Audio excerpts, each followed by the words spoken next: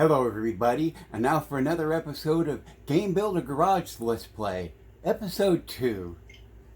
And I just want to say, I did work on this video, I uploaded it, and, well, with my cell phone, it downloaded as two separate files, so I had to go through another program and learn how to splice them together. I used the Blender software program, but well, that's enough of that, but let's get back onto this. And alright, let's go to the next course. The game screen, Nodon's job.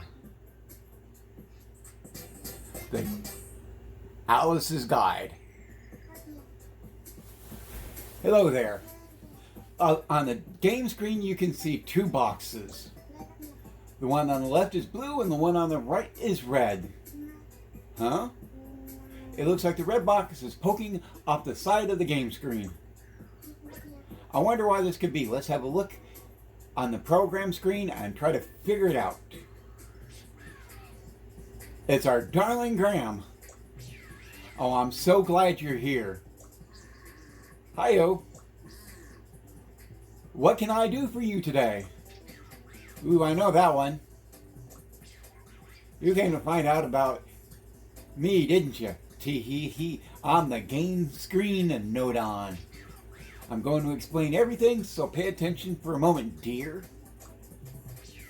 My job is to surround other Nodon. I'm like I'm giving them a big hug. And why do I do that? Well, the Nodon that I surround are displayed on the game screen so that their fabulousness is conveyed to the audience. That's why, darling. The game screen you saw now, Graham was displaying exactly what I'm surrounding.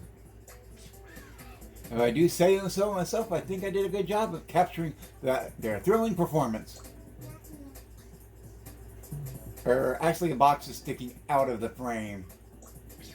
Huh? What? You can't be serious.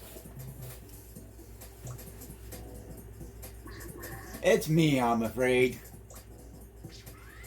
Eek, so it's true. Just doing my job, you know.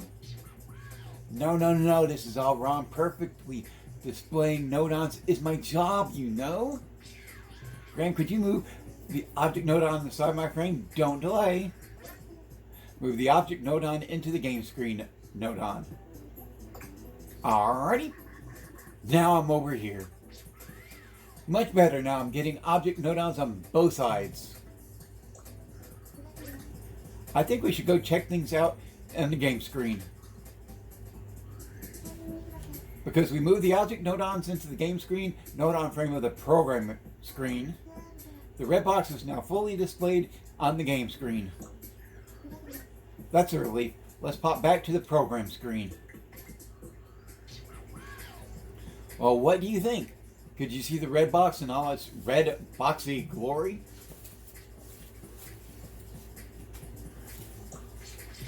So leave capturing the game screen to me, okay? I'll make sure to get best performance. And it isn't only the object Nodon that can move around though. I can even move the game screen itself. Yo ho, my sweet little red box red box object Nodon. Yes. You're just so red and square and fabulous. I need you center screen and fast. Dear Graham, won't you move me so that our boxy Nodon frame is right in the center of the shot. So now you can see how to move the game screen. Alrighty. Move it over. I need to be the right size too, so don't forget that, tee-hee. Change the size of the Nodon so that it'll fit within the blue screen. Alrighty. Wonderful. Let's check the game screen. The red box is dead center and also looking nice and big now, doesn't it? By moving the game screen Nodon around and changing its size, you can change how things are displayed on the game screen. That being said, we're now made it so that the blue box is off the screen entirely. Let's head back to the program screen. Welcome back. Well, the box wasn't perfectly centered, was it? Wasn't it? It was, but that means that the blue box is completely out of sight. Any Nodon that is outside the game screen Nodon won't appear on screen. That's why the blue box no longer shows up. Oh no, we simply can't have that. It's very important to me that the other Nodons are captured properly on the game screen. Please move the stray object Nodon so it's inside my frame again. Just move it into the frame and that's a ticket. Alrighty. Perfect, the camera loves you as much as I do, darling. Let's check the game screen just to be sure. Because you made sure that both object Nodons were inside the game screen Nodon, both boxes are now nice and big in the game. Just remember that you can change what's shown in game by changing what the game screen Nodon surrounds. Let's pop back to the programming screen one last time. Welcome back. Let's always collaborate and do justice to the magnificent visuals of your mighty games, okay? Together we'll make the best looking games ever. Well, bye-bye for now. Alrighty, got that one taken care of. Now let's go with the basic of object properties.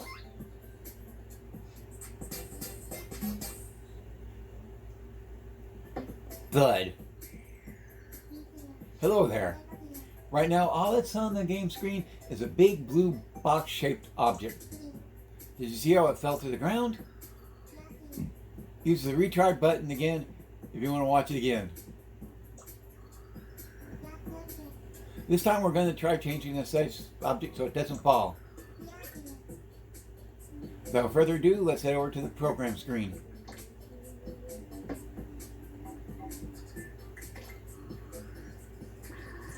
Hey-ho. Alright there, Graham. What can I do for you? Are you looking for a way to make it so the object doesn't fall? That's something you can do in its properties. Well, have you done it? Object Nodon that was about as clear as mud. You didn't actually explain what to do. Sorry, talking's not my strong suit. Go on and open my settings and display movable under properties. That should do it. Much better. Now let's try changing our friend object Nodon's properties and start by selecting the Nodon. Next, open the settings. The properties are right here. In this section, you can change the object's properties, in other words, its qualities and behaviors.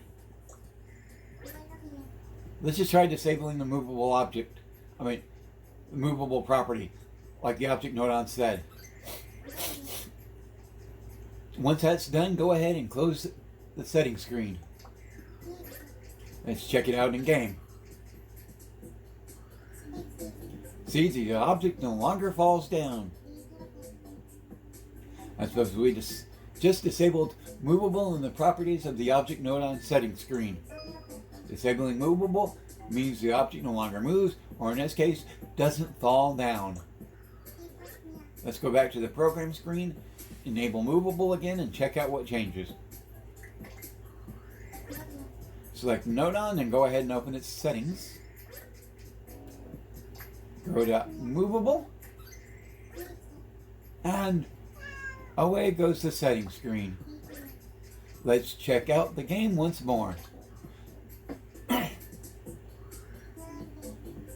Movable is enabled so the object can move again, which is why it fell down. So remember, if you want to make it so an object doesn't fall, all you need to do is change its properties. Let's go back to the program screen.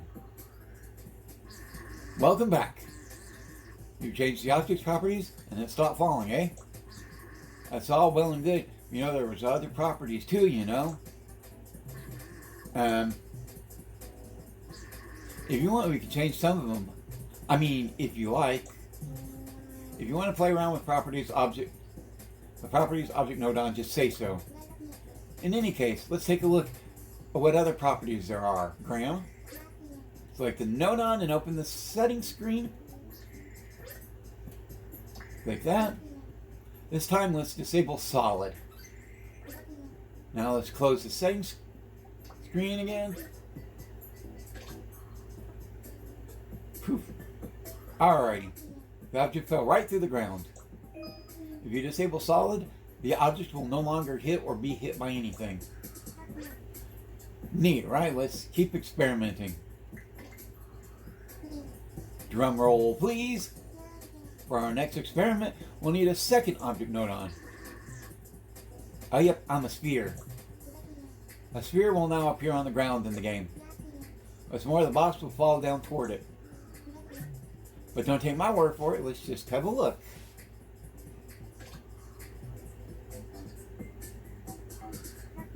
The box fell right through the sphere. Disabling solid for an object means that all other objects will pass through it. Let's go back to the program screen. Next, why don't we see what happens when two objects hit one another. First, open the settings screen on this Nodon here. Let's go. Let's enable solid. You're getting good at this. Now close the settings. How will the box and sphere interact now? Boom. Wow, did you see that? Because we enable solid, the falling box hit and broke the sphere instead of passing through it. So in this case, the objects hit one another and broke. But actually, this is something we can change in the properties too. Let's head back to the program screen. Open the settings for this Nodon again. Then disable destructible. Go ahead and close the settings screen. What we've just done is disable the destructible property of the falling box. What will that do exactly? There's only one way to find out. The box still fell and hit the sphere. But this time the box didn't break, only the sphere did. That's because disabling destructibility means an object will no longer break. Now let's try changing the box property so that it will no longer break the sphere. How should we go about doing that? Think about how we have back on the program screen. Now you know the drill. Open this Nodon setting again. Setting, disable the destructive property. We're ready to close the settings. Now let's see what happens. This time the sphere didn't break either. That's because we disabled destructive for the box, which means it will no longer break the sphere. Just a little bit more experimenting left now. Now let's open setting for this Nodon again. Now let's try disabling visible. Close the settings. Let's check things out on the game screen. Wow, voila, the box has disappeared. Actually, it hasn't really disappeared. It's still there, but we disabled its visible properties, so you just can't see it anymore. Let's head to the program screen. I want to show you one last thing. Open the settings screen for this Nodon. Alright. Enable destructive again. Close this setting. Now let's pay close attention to what happens in the game. See that? The sphere broke. What happened is that the invisible box hit the sphere and broke it. This helps us confirm that even though the box is invisible, it still definitely exists on the game screen. We're finally done testing properties. Let's get back to the program screen. Welcome back. Now you know how to change how an object behaves by changing its properties. It's super useful if you ask me. Keep in mind for future use, okay? A little bit to learn, but I think we can get the hang of it. Alright, got all the check marks on those for now. Let's go to step 3 on lesson 1, making platforms. And there you are. Okay, time to continue programming our game of tag. Last time we made the floor and the walls. Could you try moving the player character with L and with the left stick and B button?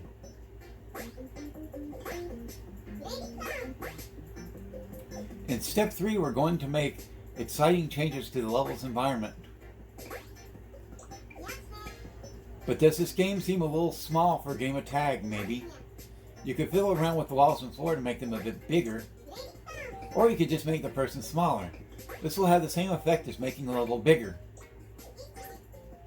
Program screen, let's go. Select the person node on, and fit it into the blue screen, the blue frame. Alright. And that's how you make a person node on smaller. But what happens to our character over on the game screen? As you might have guessed, it shrank in size.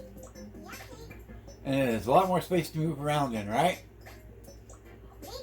Looks like we're all set to continue building our level. Back to the program screen.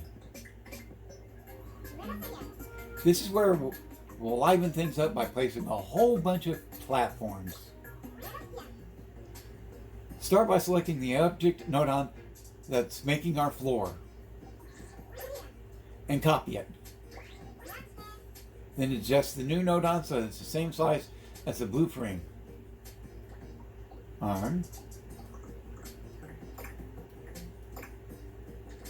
Alright, now let's take it over to the blue frame.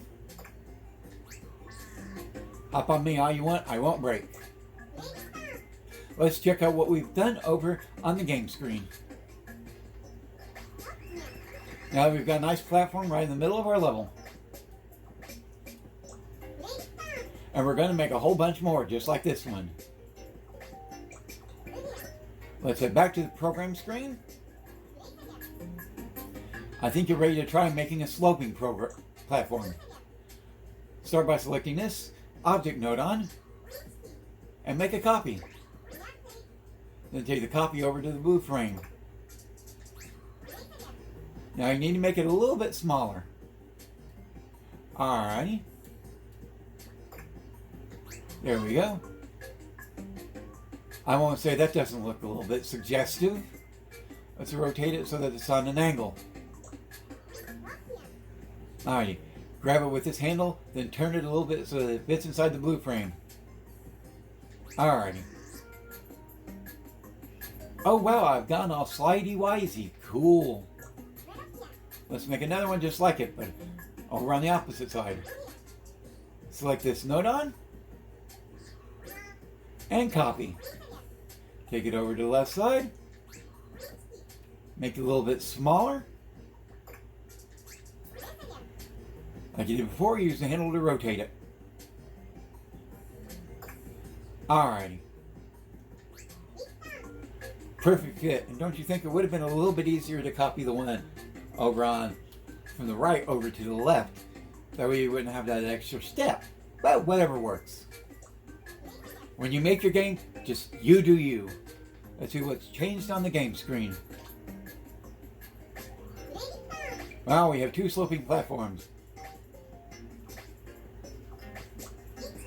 Things are going great so far. But we still have a few more platforms to create. Now let's add some slopes in the bottom corners. Select this object node on and copy it. Take it over to the lower right and rotate like so. Alright, nice.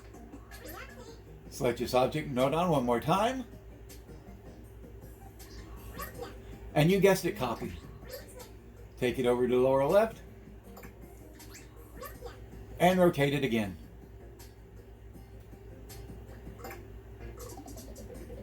Ooh, you can rotate it and make him spin so much he vomits. Or not. Perfect. Time to check it out on the game screen. Those wacky sloping surfaces are going to give us a thrilling game of tag, don't you think?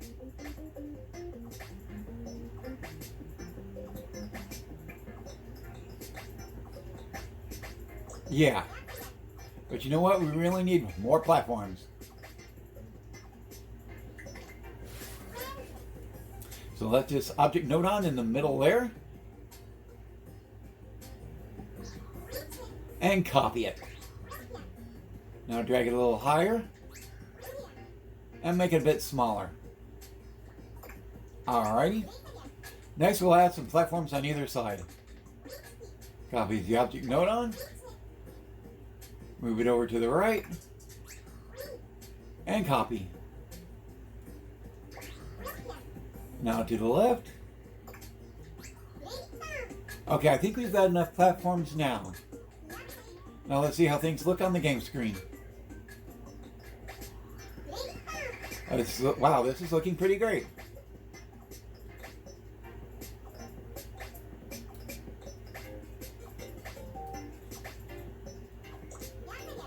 Go ahead and try moving around a little bit using left and B.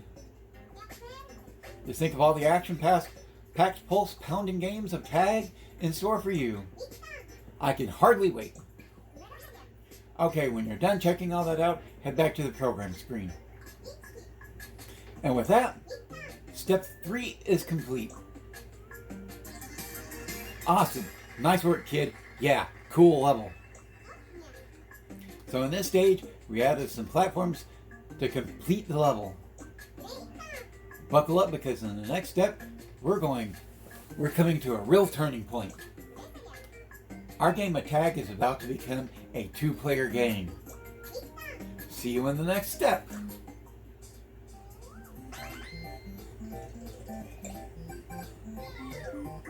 Anything new in the Alice's Guide? Nope.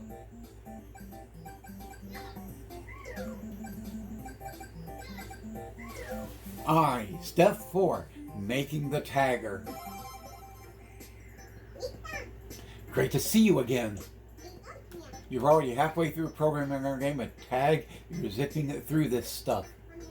In this step, we're going to create a second person to act as a tagger. Then we'll have a real deal bona fide 2-player game. Last time we added some interesting touches to our level.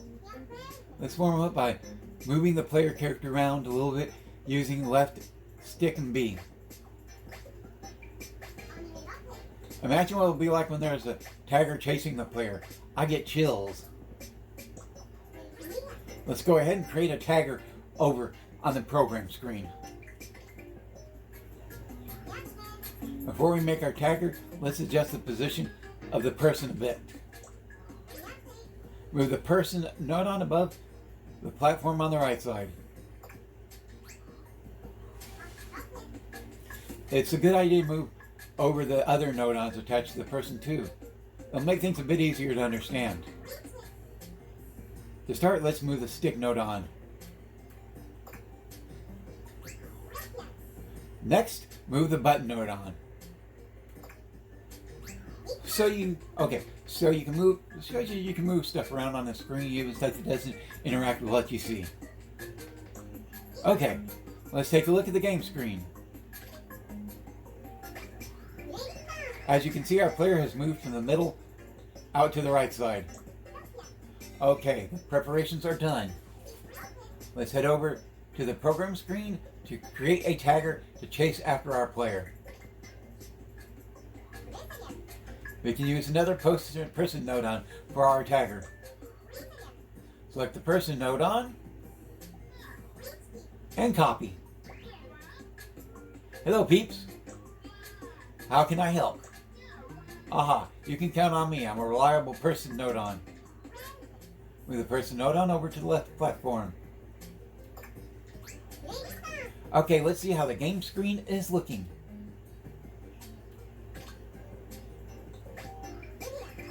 Now we have 2 characters.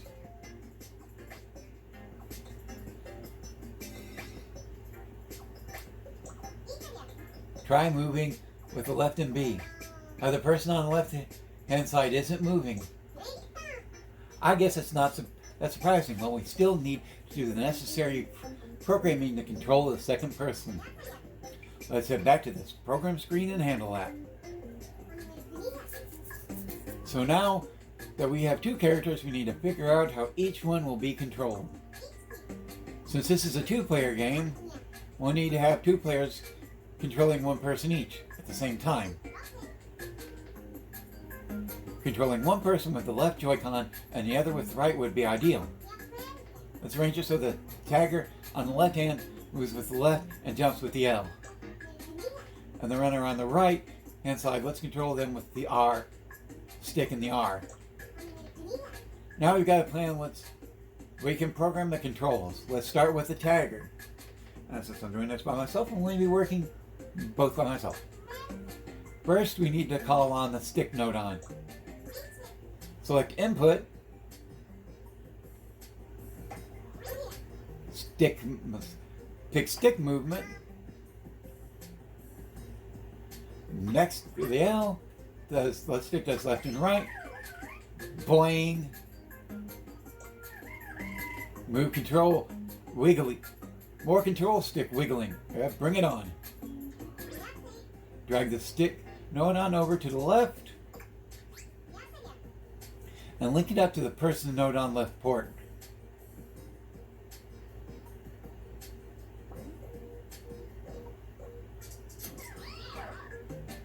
Good to be collaborating with you, Sticky. Boing, looking forward to it. Now we call up another button node on. Select input, button press, select left. Yep, yo, good to be here. Okay, I just know what you want to smash L like there's no tomorrow. I would smash, smash, smash. Now move the button node on over to the left side with the others. Then connect it to the person node on jump port.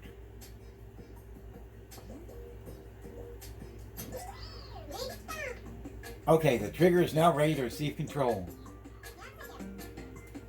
Next, let's change the control for the runner.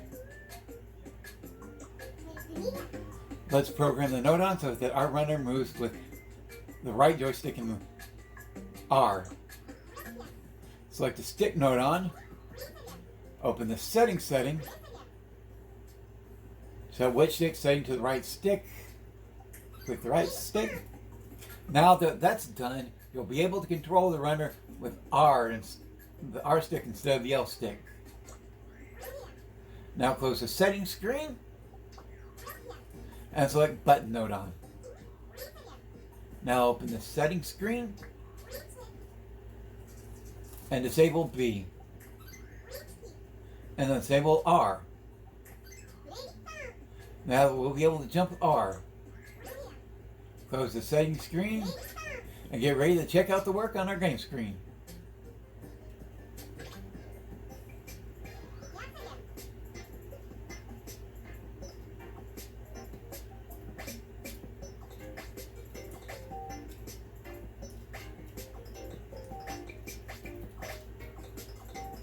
Yeah, kind of awkward controlling two people, but hey.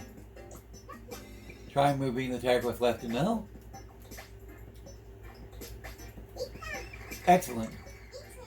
Next, let's try out the runner.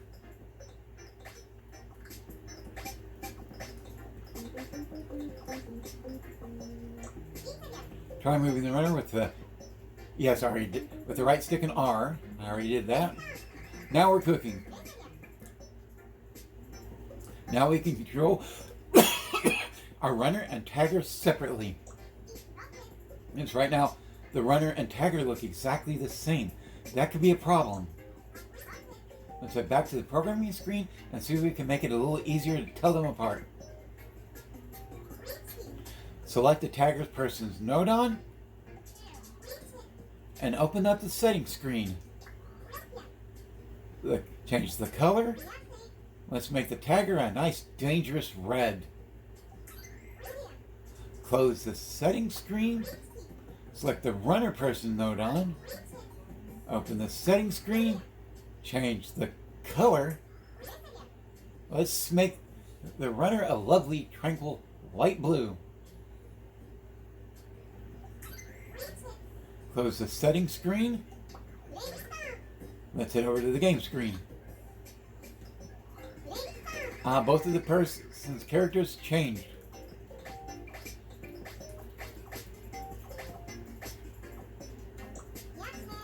Now we can easily tell the tagger and the runner apart. That's great. We can make it even better. It's a game of tag, so we should make it so that something happens when the tagger catches the runner. Try. Nothing happened. But that's understandable. If you want to make something happen, you'll need to do some programming first, right? Let's make it so the runner is destroyed when they collide with the tagger to the programming screen. Let's first select the tagger person node on and open up the settings screen. Enable destructive under properties. Close the settings screen and select the runner person's node on. Open up the settings screen. Enable destructible. Close the settings screen. Now if the tagger comes into contact with the runner will be smashed to smithereens. I can't wait to test this out. It's the game screen, go. Use left and L to move the tagger into the runner. That was so cool. We made it so the tagger can destroy the runner.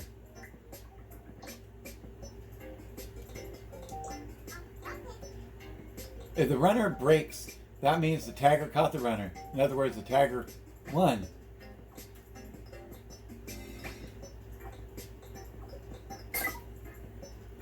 Yes. Our game of tag is now a true two-player game. Woohoo! If you caught the runner and you want to play a game from the start, then you press the retard button for a do-over. Alright. That way you can start the game again from the beginning. If you tested that out enough, let's head back to the program screen. Everything seems to be in order. Step 4 is clear. Boing, well done. Nice job, peeps. Congratulations. In this step, we made a tagger and turned our game of tag into an honest-to-goodness two-player game. Step by step, our game is coming into focus. Pretty exciting, eh? But it seems a bit one-sided at the moment, don't you think? The tagger kinda has an advantage. So in this step, we're adding a feature to even up the odds a bit.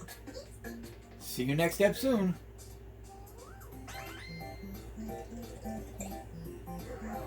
Unleashing the balls. Hello, good to see you. We're about to begin the second half of lesson 1. Let's quickly summarize what we've done so far. We've made it so that the runner can be moved with the R stick and R button. Try it out.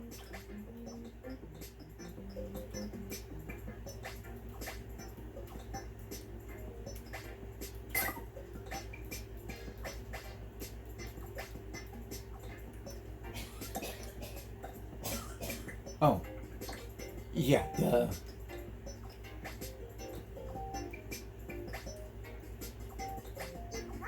Similarly, we've made it so the tagger is movable with L and R, with the left stick and the L trigger, the L button. Give it a try. Try moving the tagger into the runner. As you just saw, we also made it so that the runner breaks up when colliding with the tagger. That's already enough for a game of tag. But it seems like the tagger is a little too strong, doesn't it? Right now, there's no way for the tagger to lose. That's not really fair. How about if we made things more interesting by adding some rolling balls to the level? And whether the balls can destroy both the runner and the tagger. Our game of tag is about to reach a whole new level of excitement, a whole new set of thrills. Let's head over to the program screen to get started. First, the rolling balls. We need a new type of nodon, a launch object nodon. Select objects, go to launch, destroy, and attack. And under that you have launch objects, destroy objects, teleport objects, and attract objects. Attract objects, that might be interesting. Okay, launch 1 object, launch 10, and launch 100. We're going to select 10 for this one, I guess. God, who's calling me? Launch object nodon. You need me to throw things? Is that what you want? You want me to help build your game? Is that it? Wait. You're the game programmer, aren't you? Why did you say so? Of course I'll help. I love making stuff. Just tell me what you want. Introducing the launch object nodon, or the Launch-O-Matic. He's full of hot air and objects. Okay, let's get serious and drag our launch object nodon to the upper part of the level. Now let's confirm this on the game screen. Look, a shower of spears, a blizzard of balls. That's exactly what the launch object nodon can do for you. But the balls might be a bit too big, no? We can do something about that on the program screen. Select the Launch-O-Matic nodon. Shrink it a little bit so that it fits into the blue frame. Okay. Let's take a quick peek at how this will work. There you go, the balls are smaller.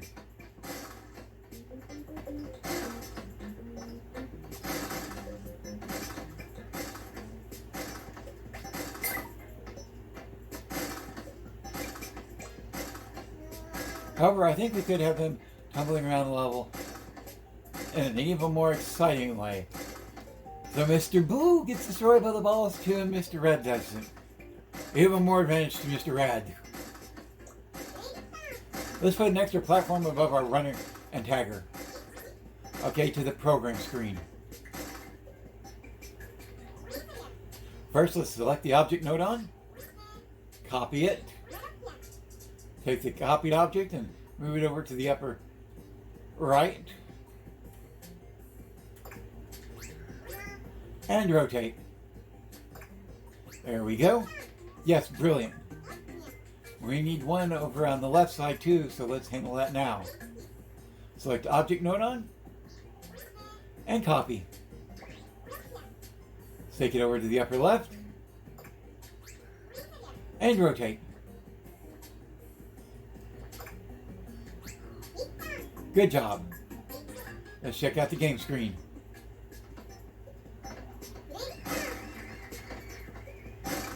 Now our tagger and runner have a little shelter from the torrent above. Now I think this is a bit too powerful, right? The balls aren't rolling right, are they? We can adjust the power over on the program setting. Select the launch object nodon and open up the settings screen. Launch speed. Let's set the launch speed to 4. Close the settings section and check the game screen.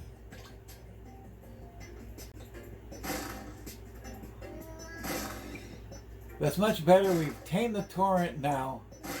But see how each ball breaks when it hits the next one? It looks like we need to make the intervals between each ball launch a little longer, right? Time for some more programming. Select the launch object nodon and open up the settings setting. Set the launch interval seconds to 7. Alright. Now the intervals between each ball launch will be extended to 7 seconds. Close the settings screen and let's see what's changed. Since we've extended the launch intervals, we'll have to wait a little longer. Just a second. Alright, there we go. With that fixed, we get balls rolling their way we want them to. I bet you're thinking we need some rolling balls over on the other side now, am I right? Let's take care of that on the programming screen.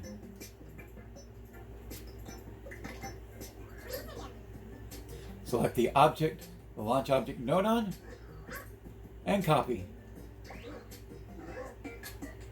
Hello, I'm needed. Her, I'm needed again. I'm raring to go. Gah! I got you, Blamo. Place the new launch object node on over on the left side.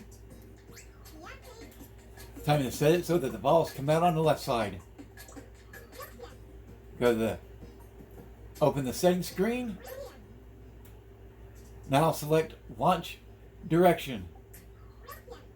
Then select X minus.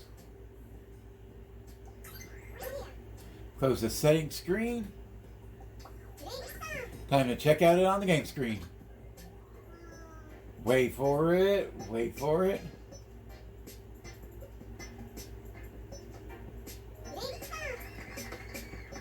Now our shower spheres come from both the left and the right. So our rolling balls are complete and we have them breaking on impact just like they should. But there's still something we need to fix.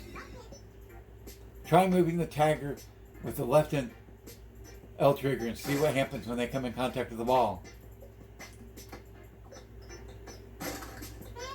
As you see, the tagger isn't damaged when the ball is hit. Let's fix it so the tagger breaks when the ball hits programming time. Select the tagger person node on.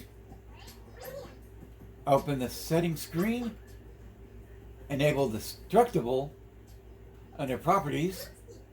Close the settings screen. And switch to the game screen.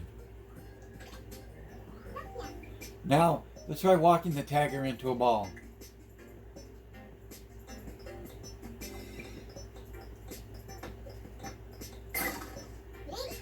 And the tagger breaks when the ball hits. Great.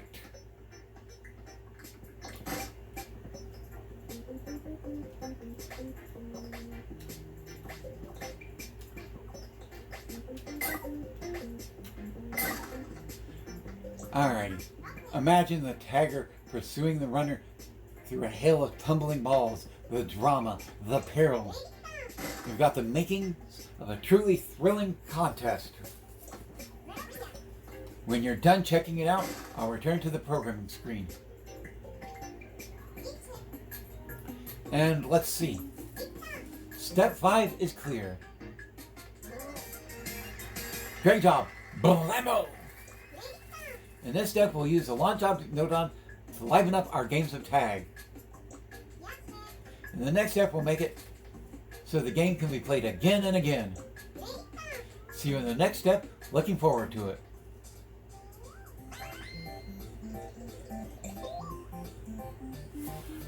Alice's Guide Update. Opening fire with the launch object node on.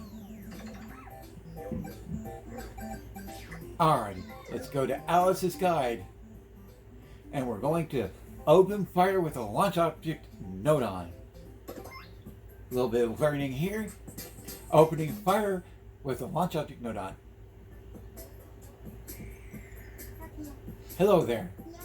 These are boxes launched from the center of the screen. Ever wonder how to launch objects? Then today is your lucky day. Let's get started on the program screen. Huh? What is it, Graham? Do you want something? Well, do you? You want to know how to launch objects? Oh, is that all? And once we finally get through all these courses, you'll get to see me, working on, building games and everything. But right now we're just going through the tutorial stuff. It's not a trick. I'll show you, okay? Because it's you, Graham. Who, me? I'm a launching object node on. Why? Who's asking? I've got the best job. Just plot me down anywhere. And from there, I just launch objects. Oh, yeah. You can change what I launch, how I launch it, and the settings. You know you want to try it. We're on it. Select the launch object node on.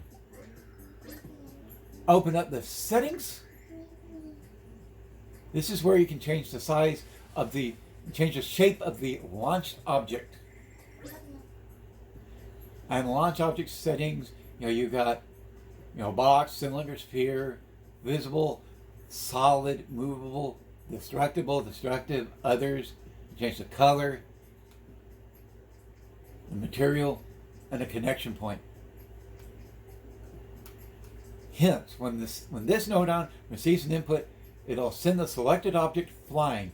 If there's nothing connected to it, the input port, it'll automatically launch objects continuously. Let's try it out by changing it to a sphere. Okay, choose the setting screen. Okay, let's take a peek at this game screen. And now we can dodge a storm of spheres. So now we know how to change the type of objects being launched from the launch object nodon settings. Now let's pop back to the program screen. Did you see it? Well, did you? The object that was launched was different, wasn't it? What's next? Oh, next, let's change the launch method. How about the speed? It's up to you. If you up the launch speed, you can get really dramatic launches. Let's change it in the object nodon settings. Got a setting, the launch speed. Why not set it to 12? Alright, close the settings now. And let's get back to the game screen.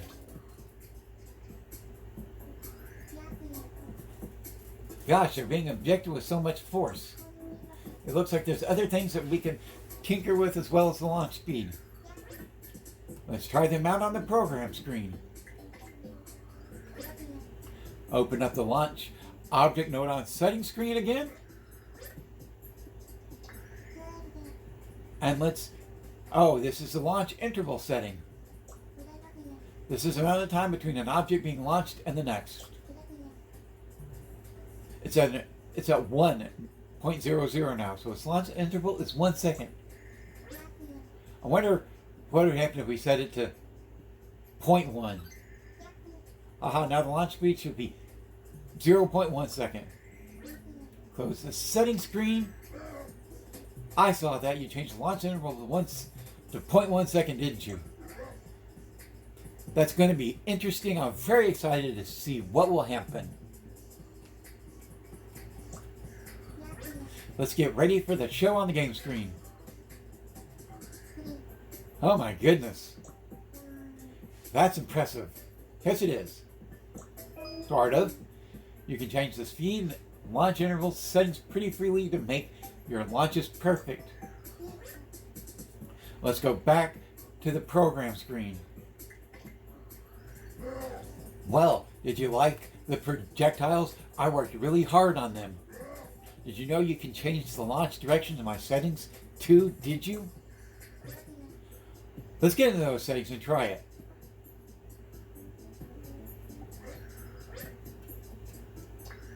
Alright, launch direction setting.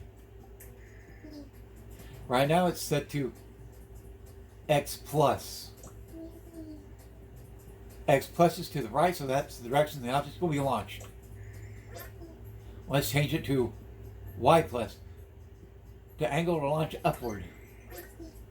Close the settings screen, and let's see how it looks.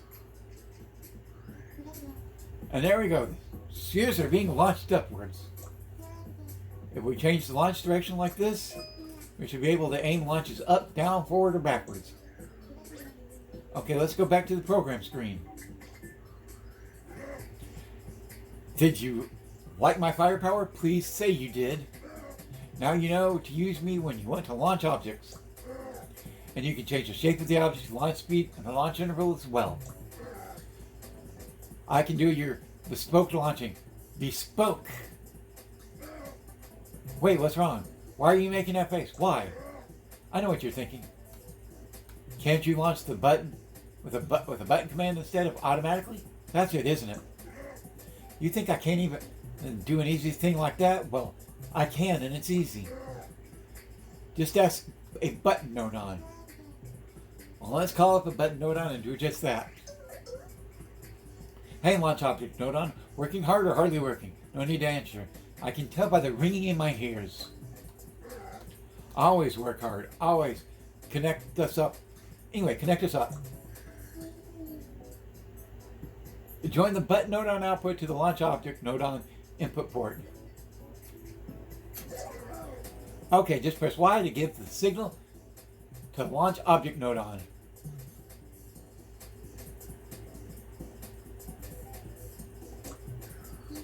Okay, let's test it on our game screen.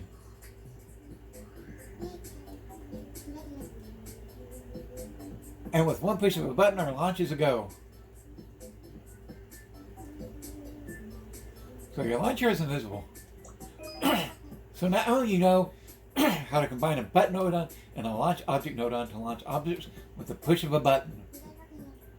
Pressing the button will repeatedly will give you repeated launches, but it won't launch at a faster rate than the launch interval, so be aware. Let's go back to the program screen. That was some nice button pressing. Do you believe me now? Do you see how easy I managed to do when you were you entertained? Anyway, I hope you understand me better now. Which is to say, from this day forward, you and I are friends. Friends, do you hear me?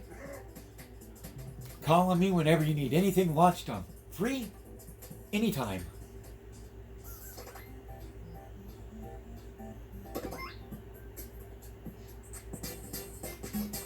I didn't mean to do that.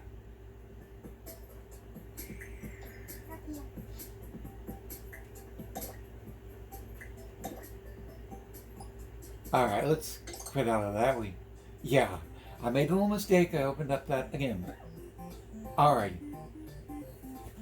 I hope you guys like what I'm actually doing here for you with these things. Any comments would be much appreciated. Any input from you guys will help go forward. And I'm just waiting. I would love to hear from you guys. And remember, as always, have fun and keep gaming. And that will be a wrap.